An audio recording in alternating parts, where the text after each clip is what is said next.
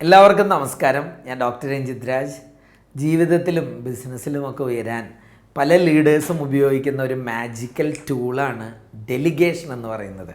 ആ ഡെലിഗേഷനെ പറ്റിയും പലപ്പോഴും എന്തുകൊണ്ടാണ് ഡെലിഗേഷൻ സാധ്യമാകാതെ പോകുന്നത്, അല്ലെങ്കിൽ ഇഫക്റ്റീവായിട്ടൊരു ഡെലിഗേഷൻ ഒരു ഫോർമുല എന്താണ്, ഇതൊക്കെയാണ് നമ്മൾ സംസാരിക്കാൻ പോകുന്നത്.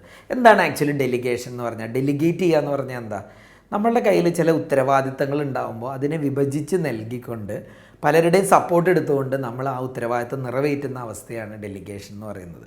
അപ്പോൾ ഡെലിഗേറ്റ് ചെയ്യുക എന്ന് പറയുന്നത് ഇതൊരു ലീഡറും ചെയ്യേണ്ട കാര്യമായിരിക്കും. കാരണം ഒരു ലീഡർ, അതൊരു മാനേജറിനോ സൂപ്പർവൈസറിനോ ജനറൽ മാനേജറിനോ മാനേജിങ് ഡയറക്ടറിനോ എന്ത് പേര് വേണമെങ്കിൽ വിളിക്കാം, ഇങ്ങനെയുള്ള ഏതൊരു വ്യക്തിയും ഒരു കൂട്ടം ആളുകൾ അവരുടെ കൂടെ ഉണ്ടെങ്കിൽ പല ടാസ്കുകളും പല ആക്ടിവിറ്റീസും ഡെലിഗേറ്റ് ചെയ്ത് നൽകിക്കൊണ്ടായിരിക്കും ടോട്ടൽ അവർ വിഭാവനം ചെയ്യുന്ന റിസൾട്ടിലേക്കൊക്കെ പോകുന്നത്.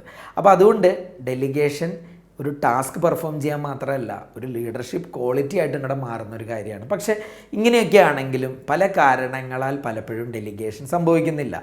നിങ്ങളിൽ പല ആൾക്കാർക്കും നോക്കിയാൽ ഇതിൽ പല റീസൺസ് നിങ്ങളുടെ ഉള്ളിലും പറയാനുണ്ടാവും. സാധാരണ കണ്ടുവരുന്ന 8 കാര്യങ്ങളുണ്ട്. അത് നമുക്ക് ആദ്യം ഒന്ന് സംസാരിക്കാം. ഒന്നാമത്തെ കാര്യം, കൺട്രോൾ ഫ്രീക്ക് സിൻഡ്രോം എന്ന് പറയുന്ന കാരണം കൊണ്ടാണ് പലരും ഡെലിഗേറ്റ് ചെയ്യാത്തത്. അതായത് ചില ആളുകളുണ്ട്, അവർക്ക് എല്ലാ കാര്യത്തിലും ഫുൾ കൺട്രോൾ വേണം, ഫുൾ പവർ. ഒരു ലേശം കൺട്രോൾ പോണ കാര്യം ഉണ്ടെങ്കിൽ അവർക്കത് അനുവദിക്കാൻ പറ്റില്ല, അവരുടെ മനസ്സ് അനുവദിക്കില്ല. അതുകൊണ്ട് ഇങ്ങനെയുള്ള ആളുകളെ കൺട്രോൾ ഫ്രീക്സ് എന്ന് വിളിക്കും. നിങ്ങളിൽ ആരെങ്കിലുമൊക്കെ അങ്ങനെയുള്ള ആളുകളുണ്ടെങ്കിൽ തിരിച്ചറിയുക, അത് ശരിക്കും ഒരു ചെറിയ രോഗമാണ്.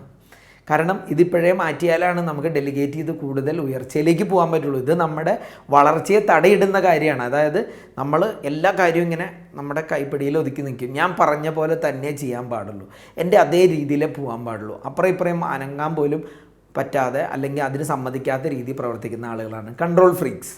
ഇനി രണ്ടാമത്തെ കാര്യം, I am too busy syndrome. I am too busy syndrome എന്ന് പറയുന്നത് ഏത് രീതിയിൽ നമുക്ക് കൺസിഡർ ചെയ്യാമെന്ന് വെച്ചാൽ, ഞാൻ ഭയങ്കര തിരക്കില്ല, അയ്യോ എനിക്കിത് ഇപ്പോൾ ഡെലിഗേറ്റ് ചെയ്ത് അവരെ പഠിപ്പിച്ച് അവരോട് പറഞ്ഞാലും സമയമില്ല, ഞാൻ ഭയങ്കര തിരക്കിലാണ്, എനിക്ക് തന്നെ ഇത് ചെയ്ത് തീർക്കണം എന്ന് പറയുന്ന ഒരു കൂട്ടം ആൾക്കാരുണ്ട്. ഇവരാണ് ഐ ആം ടു ബിസി സിൻഡ്രോംകാർ. ഇനി they are to busy syndrome, അങ്ങനെ ഒരു സിൻഡ്രോം ഉണ്ട്. അയ്യോ അവർ തിരക്കിലായിരിക്കും, അവരെപ്പോഴും ഭയങ്കര തിരക്കാണ്, ഇനി അവർക്ക് ഇതും കൂടെ കൊടുത്തിട്ട് എന്താവാനാ, അത് നമ്മൾ തന്നെ അങ്ങ് ചെയ്താൽ പോരെ, ഇങ്ങനെ ചിന്തിക്കുന്നവർ.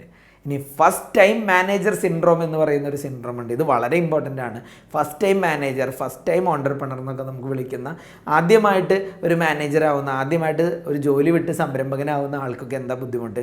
ഇതിന് തൊട്ട് മുമ്പ് എന്ത് ജോലിയാണോ നമ്മൾ ചെയ്തിരുന്നത് അത് തുടരാനായിരിക്കും നമുക്കെല്ലാം ഇഷ്ടം ഉണ്ടാവുക.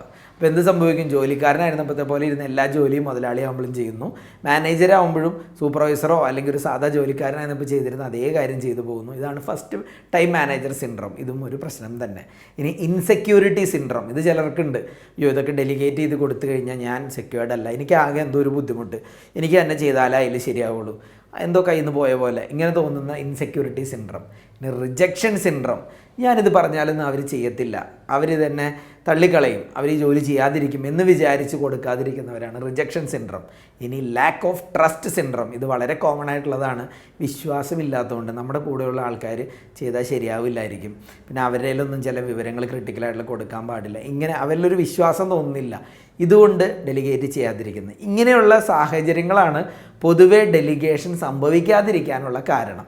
എന്നാൽ നമ്മളിന്നിനി പറയാൻ പോകുന്നത് ഇതിനുള്ള സൊല്യൂഷനാണ് my 5 point formula of delegation. ഇതാണ് നിങ്ങളോട് എനിക്ക് പങ്കുവയ്ക്കാനുള്ള 5 കാര്യങ്ങൾ.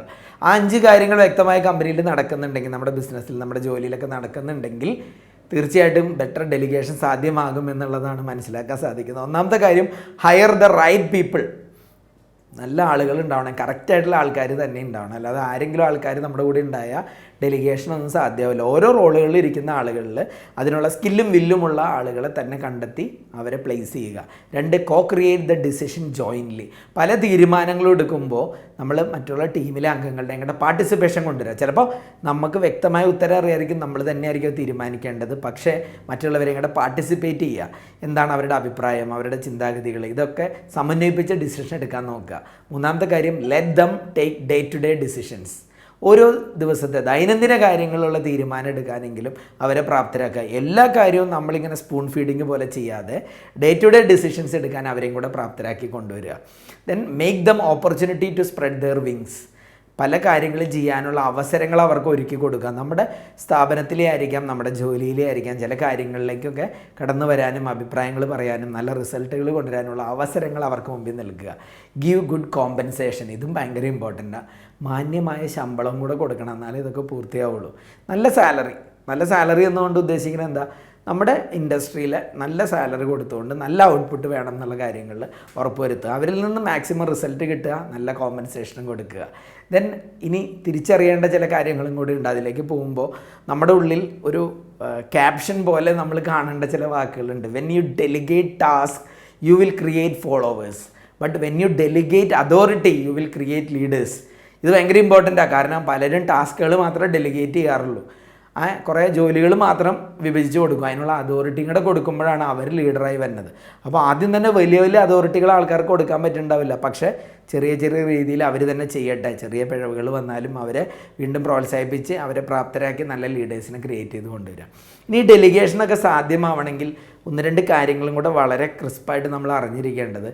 ഡെലിഗേറ്റർ എന്ന് പറയുന്ന നമ്മൾ ആത്യന്തികമായിട്ട് റെസ്പോൺസിബിളാണ്. അത് ഡെലിഗേറ്റ് അല്ലെങ്കിൽ ആർക്കാണോ ഡെലിഗേറ്റ് ചെയ്ത് കൊടുത്ത ആൾ അവർ മാത്രമല്ല, ഉത്തരവാദിത്വം നമ്മളിലും ഉണ്ടെന്ന് മനസ്സിലാക്കുക. അപ്പോൾ പലരോടും ചോദിക്കുമ്പോൾ ഞാനിത് ഡെലിഗേറ്റ് ചെയ്ത് കൊടുത്തു, അവരത് കൊളാക്കി. അങ്ങനെയല്ല, ഡെലിഗേറ്റ് ചെയ്ത് കൊടുത്തു എന്ന് പറഞ്ഞാൽ സ്റ്റെപ്പ് ബൈ സ്റ്റെപ്പായിട്ട് ഓരോ കാര്യങ്ങളും ഇടയ്ക്ക് നടക്കുന്നുണ്ടെന്ന് റിവ്യൂ ചെയ്യുന്ന രീതി ഉണ്ടാവണം. ഇടയ്ക്ക് നല്ല ചോദ്യങ്ങൾ ചോദിക്കണം. അവസാനം ഫൈനൽ റിസൾട്ട് മാത്രം നോക്കിയാൽ പോരാ, അവർ വ്യക്തമായ അറിവോടും കഴിവോടും കൂടി കാര്യങ്ങൾ ചെയ്യുന്നു എന്ന് ഇടയ്ക്ക് റിവ്യൂ ചെയ്യുന്നൊരു സിസ്റ്റം കൂടി ഉണ്ടാവണം. പിന്നെ സർക്കംസ്റ്റാൻഷ്യൽ ലെവൽ ഓഫ് ഡെലിഗേഷൻ അഥവാ സിറ്റുവേഷണൽ ലീഡർഷിപ്പിനെ പറ്റിയിട്ടും കൂടെ അറിഞ്ഞിരിക്കേണ്ട കാര്യമുണ്ട് ഡെലിഗേഷനിൽ. കാരണം ഒരു സാഹചര്യം അനുസരിച്ച് വേണം ഡെലിഗേറ്റ് ചെയ്യാനുള്ള. ഡെലിഗേഷൻ എന്ന് പറഞ്ഞാൽ അതിൻ്റെ അർത്ഥം എല്ലാം കൂടി എടുത്ത് അടുത്ത ആൾക്ക് കൊടുക്കുക എന്നുള്ളതല്ല.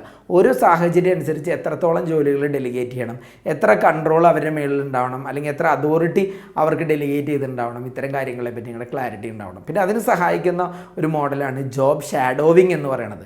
ജോബ് ഷാഡോവിങ് അഥവാ I do you C method എന്ന് പറയും. അതായത് ഒരു നല്ല ലീഡർ ചെയ്യുന്ന കാര്യം അവരെ സബോർഡിനേറ്റിനെ അല്ലെങ്കിൽ ജൂനിയറിനെയും കൂട്ടിക്കൊണ്ട് പല കാര്യങ്ങളും ആദ്യം ചെയ്ത് കാണിക്കും. ഞാൻ ചെയ്യാം, നീ കൂടെ നിന്ന് കാണ്. എന്നിട്ട് പിന്നെ പതിയെ അവരത് ലേൺ ചെയ്തു എന്ന് ഉറപ്പ് വരുത്തിക്കൊണ്ട് ഓരോ ടാസ്കുകൾ ഡെലിഗേറ്റ് ചെയ്ത് കൊടുത്ത് അവരിൽ നിന്ന് പ്രോപ്പർ റിപ്പോർട്ട് എടുക്കുന്ന മെത്തേഡാണ് ഐ ഡു യു സി അഥവാ ജോബ് ഷാഡോയിങ് എന്ന് പറയുന്ന കാര്യം. പിന്നെ ഒരു പോയിന്റും കൂടി ഇതുമായിട്ട് ബന്ധപ്പെട്ട് പറയാനുള്ളത് ക്രിട്ടിക്കാലിറ്റി ക്യാപ്പബിലിറ്റി മാട്രിക്സ് ആണ്. അതായത് നമ്മൾ ഈ ഡെലിഗേറ്റ് ചെയ്യുന്ന സമയത്ത് ഏറ്റവും ക്രിട്ടിക്കലായിട്ടുള്ള ടാസ്കുകൾ ഏറ്റവും ക്യാപ്പബിൾ ആയിട്ടുള്ള ടീം മെമ്പറിന് തന്നെ കൊടുക്കണം. നമ്മുടെ കൂടെയുള്ള ആൾക്ക് ഏറ്റവും അധ്വാനമുള്ള, ഏറ്റവും ചിന്തിക്കേണ്ട, ഏറ്റവും ക്രിട്ടിക്കലായിട്ടുള്ള ജോബ് എന്താണോ അത് ഏറ്റവും കപ്പാസിറ്റി ഉള്ള ആൾക്കാർക്ക് കൊടുത്തിരിക്കുന്നതെന്ന് ഉറപ്പുവരുത്തുക. അതുപോലെ തന്നെ വളരെ ക്രിട്ടിക്കലായിട്ടുള്ള ടാസ്കുകൾ ക്യാപ്പബിളായിട്ടുള്ള ആൾക്ക് കൊടുക്കണ പോലെ തന്നെയാണ് വളരെ ക്രിട്ടിക്കലല്ലാത്ത അല്ലെങ്കിൽ ലെസ് ക്രിട്ടിക്കലായിട്ടുള്ള ടാസ്കുകൾ കൂടുതൽ കപ്പാസിറ്റി ഉള്ള ആൾക്കും കൊടുക്കരുത്. അപ്പോൾ നമ്മുടെ പ്രൊഡക്ടിവിറ്റി നഷ്ടപ്പെടും, ആൾക്ക് വലിയ എന്തൂസിയാസം ഇല്ലാതാവും. കാരണം ഓരോ ചുറുചുറുക്കുള്ള ആളുകളും വിചാരിക്കുന്നത് നല്ല നല്ല ടാസ്കുകൾ ചെയ്ത് അതിന് മുകളിൽ ശക്തനാവണമെന്നാണ്. അപ്പോൾ അതുകൊണ്ട് ക്രിട്ടിക്കാലിറ്റി ക്യാപ്പബിലിറ്റി മാട്രിക്സും കൂടെ ഓർക്കുക. അപ്പോൾ നമ്മളിന്ന് സംസാരിച്ചത് ഒരു ലീഡറിനെ സംബന്ധിച്ചിടത്തോളമുള്ള മാജിക്കൽ ടൂളായ ഡെലിഗേഷനെ പറ്റിയും എന്തുകൊണ്ട് ഡെലിഗേഷൻ സംഭവിക്കുന്നില്ല, അത് നടത്തിയെടുക്കാനുള്ള ഒരു 5 പോയിൻറ്റ് ഫോർമുലയെ പറ്റിയൊക്കെയാണ്. അപ്പോൾ നമ്മളിന്ന് സംസാരിച്ച ഓരോ കാര്യങ്ങളും ഡെലിഗേഷൻ എന്നുള്ള കാര്യം ചിന്തിക്കുമ്പോൾ അത് ഒരു സ്ഥാപനത്തിൻ്റെ വളർച്ചയിൽ വലിയ റിസൾട്ട് ഉണ്ടാക്കുന്ന ഒരു ടൂളായി മാറ്റാൻ നിങ്ങളെ സഹായിക്കുന്ന കാര്യങ്ങളാണ്. മനസ്സിലാക്കുക. സംശയങ്ങളുണ്ടെങ്കിൽ ദയവായി ചോദിക്കുക. Thank you so much.